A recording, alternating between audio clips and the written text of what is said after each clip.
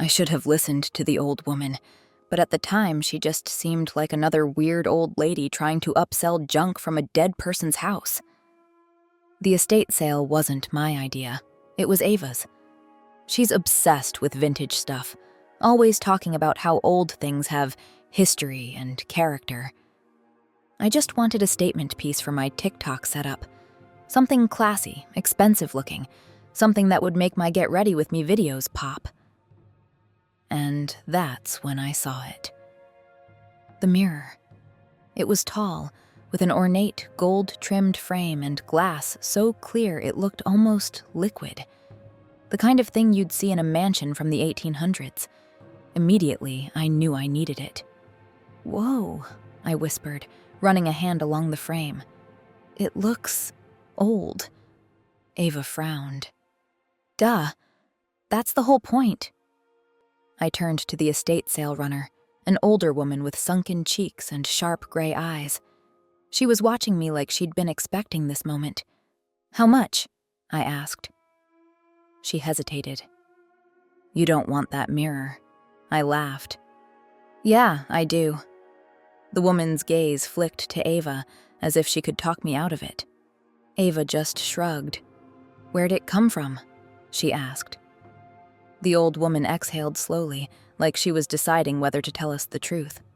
"It belonged to my sister," she finally said. "She found it at an antique shop years ago.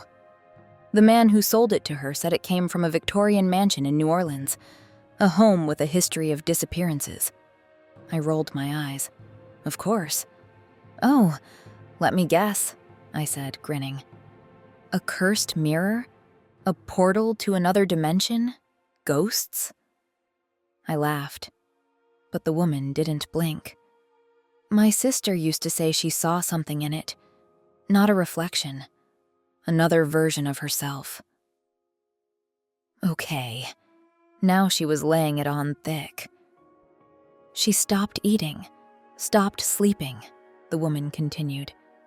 "My sister swore that damn mirror was watching her every night, that her reflection moved when she didn't. She told me she was afraid that one day she'd look into the mirror and see herself smiling back when she wasn't." I crossed my arms. "And then what?" "Let me guess." "She disappeared?" The woman's expression didn't change. "Yes." Ava shifted uncomfortably. "No forced entry? No signs of a struggle?" Ava asked. "None," the woman replied. A long silence stretched between us. Finally, the woman's gaze snapped back to me. "If you take it, keep it covered at night," she said firmly. "Don't leave it uncovered while you sleep." I grinned. "Why? To keep the ghosts from getting out?" The woman's lips pressed into a thin line. "Something like that." Maybe I should have walked away. But instead, I bought the mirror. Mirror ghosts or not, I had to impress my followers. The mirror looked perfect in my bedroom. It made the space feel bigger, brighter, more elegant. My followers noticed immediately. "Oh my God, girl, your new setup is giving luxury vibes," someone commented on my next video.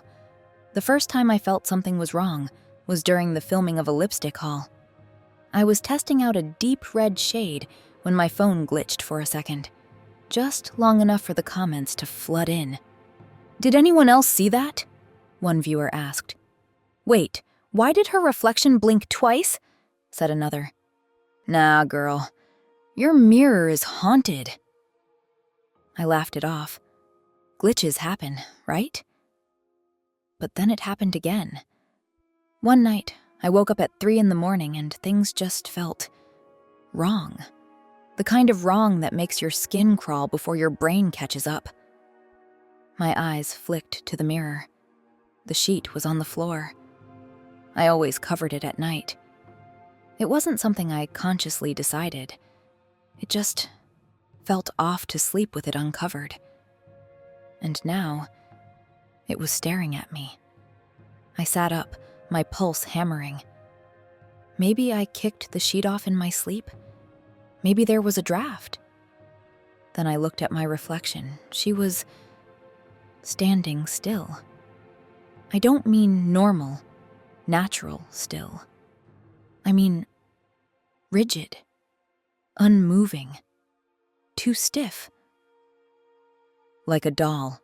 No, more like something pretending to be me.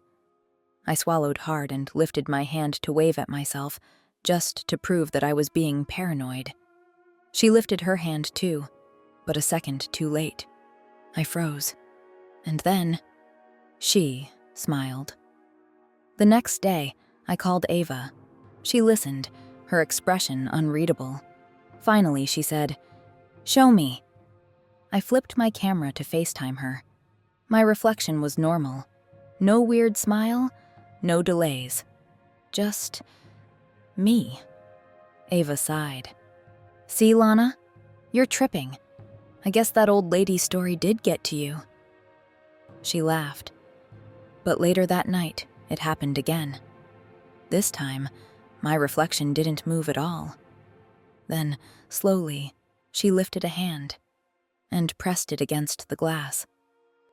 I couldn't speak, couldn't breathe.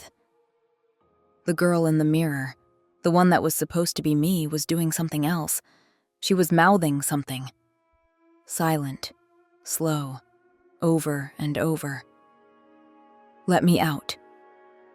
The next morning, I tried to get rid of the mirror, but when I went to lift it, it was heavy, like something inside it was pushing back. For just a split second, I saw her, not my reflection. Her.